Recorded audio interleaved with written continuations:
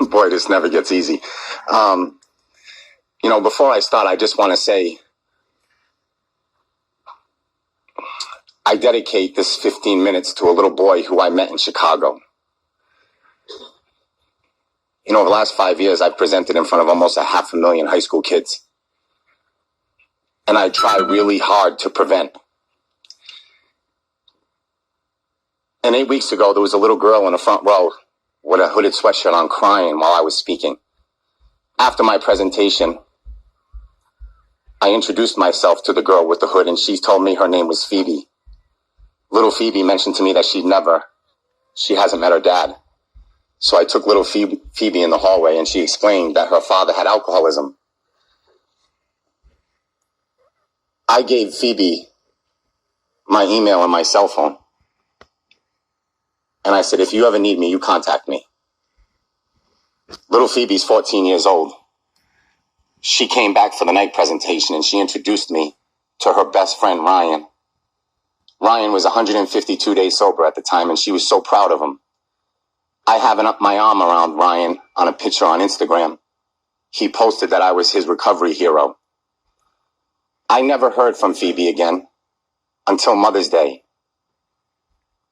On Mother's Day, I was sitting in TF Green Airport waiting to fly out on a late flight. And Phoebe sent me the text that Ryan posted on Instagram. But the iPhone was moving still, so I knew something else was coming. And right underneath it, she said, Mr. Herron, thank you for all you do.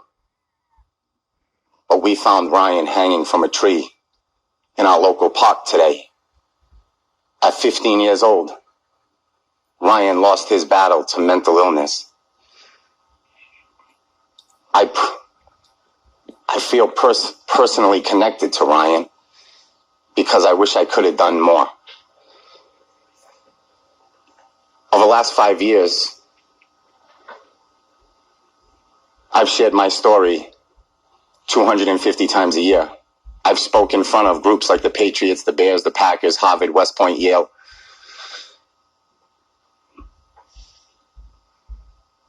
But sometimes the story isn't enough.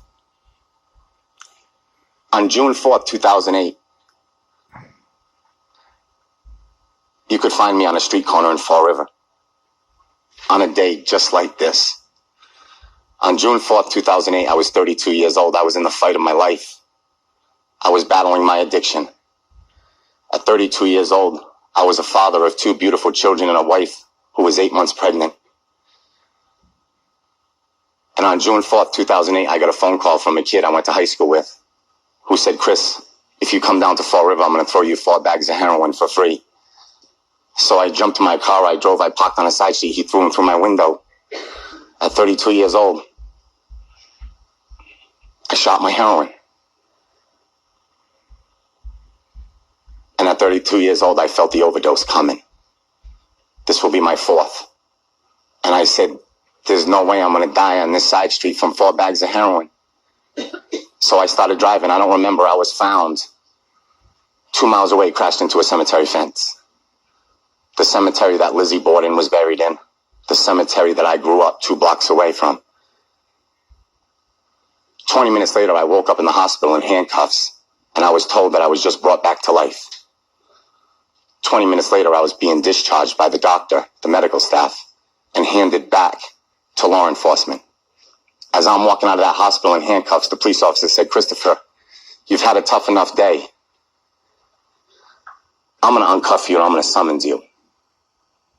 Promise me you'll check into a treatment center. I said, absolutely.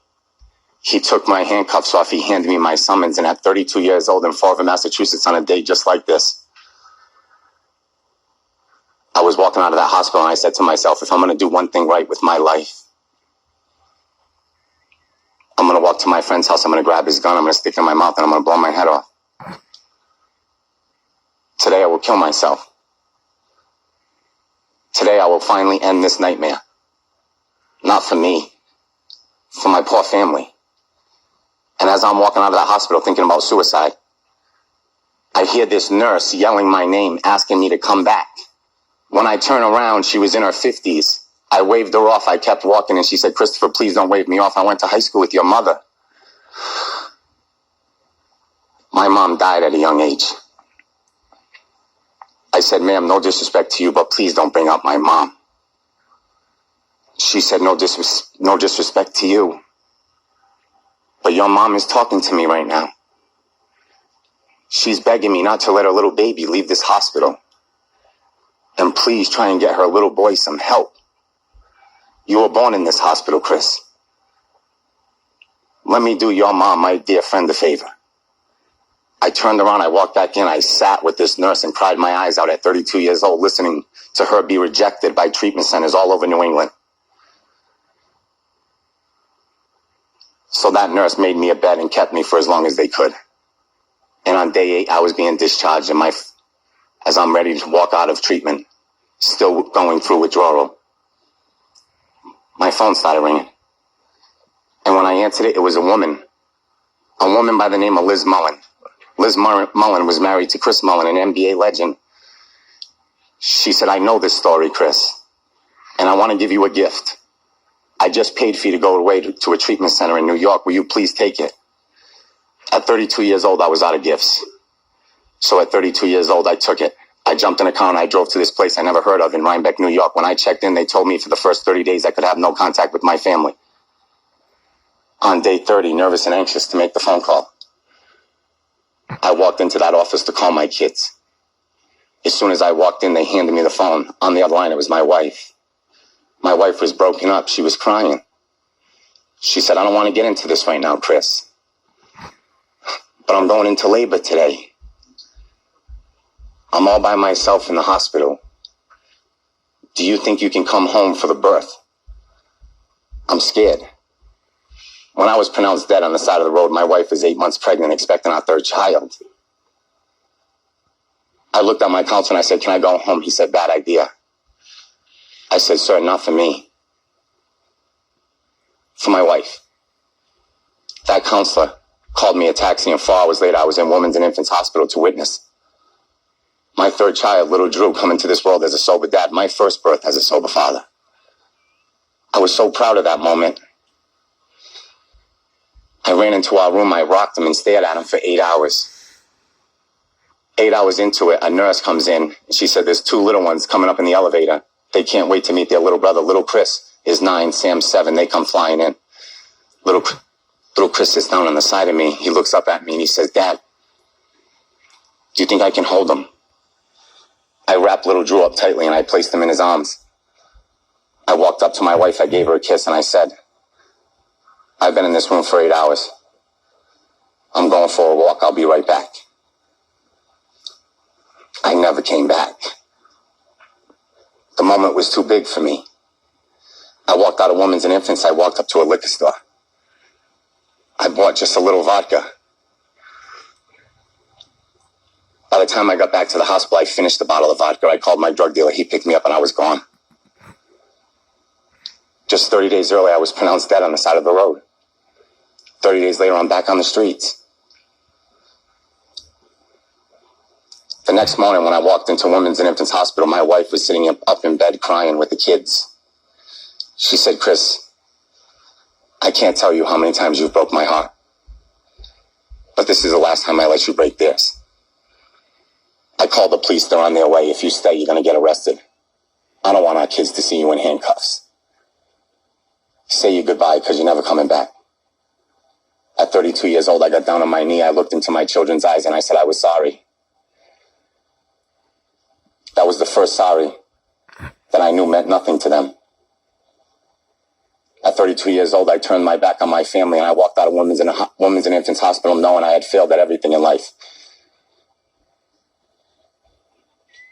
But at 32 years old, I knew there was only one place that would take me. So I jumped back in the car and I drove to that treatment center in New York.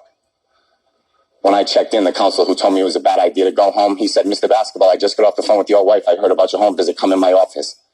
I said, if you heard about my home visit, I lost my family. He laughed in my face. He said, lost your family? Of course you did, Chris. That's what alcoholism and addiction does to families. Be in my office at 10 o'clock tonight. We're going to turn this thing around. At 10 o'clock sharp, I knocked on his door. He called me in. As soon as he saw me, he flipped me a cell phone. I caught it. He said, "Now, Mr. Basketball, you're going to do the most courageous thing you've ever done in your life. You're going to flip that phone open, you're going to call your wife, and you're going to promise her you'll disappear. Tell your wife you'll never contact her again, Chris. And then tell your wife to tell your 3 beautiful children that when their daddy said goodbye in the hospital this morning, that their daddy died in a car accident. From this day forward, we're going to play dead for your children. And we're going to let them live. Because, Chris, you know it and I know it. You're 32 years old. You're a no-good scumbag junkie who has no business being a father." That broke me and I started crying. I said, "Sir, I've been calling myself that for 10 years. I know who I am. And I know I have no business being a dad. But it's too late to call the hospital. I'll be back in your office at 7 a.m. I will play dead for my kids." I walked out of his office on what seemed to be the worst night of my life. I walked back to my room in that treatment center. And amongst 12 men, I walked up to the edge of my bed. I dropped to my knees and I started praying. That day was August 1st, 2008. By the grace of God, and one day at a time in my life. August 1st, 2008 is my sobriety date. I thank God every day for that man's words. I thank God every day for the bad days. The bad days are just part of the journey. And I wouldn't be who I am today if I didn't experience them. Over the last 5 years doing this, I wanted to be unique and different. I wanted to tell my story, but I didn't want to preach to kids. And I thank God every day early on that I learned a lesson. When I walked into a high school in Rhode Island, and in the front row were these 4 little beautiful kids in purple t-shirts. During my presentation, I wondered who these 4 little kids were in purple t-shirts. At the end of the presentation, I got an answer, because at the end of the presentation, this little girl in a purple t-shirt, she raised her hand. When I called on her, she stood up. When she stood up, she said, "Mr. Heron, I want to thank you from the bottom of my heart coming to my high school and validating what me and my 4 friends have done here." I said, "What have you done?" She said, "Believe it or not, Mr. Heron, but we're the sober students in this high school. We made a decision 4 years ago when we walked in together that we protect each other and we would never, ever let each other do drugs or alcohol, and we've kept it and we're proud of it." When that little girl said sober student, I was so proud. I was walking up to high five and hug her. As I'm about to hug her, her whole school started laughing. I looked at the kids laughing and I said, "Shame on you." I looked back at the little girl who was now sitting in her seat crying. Her shining moment had crumbled. And at 35 years old, my whole approach changed to this. At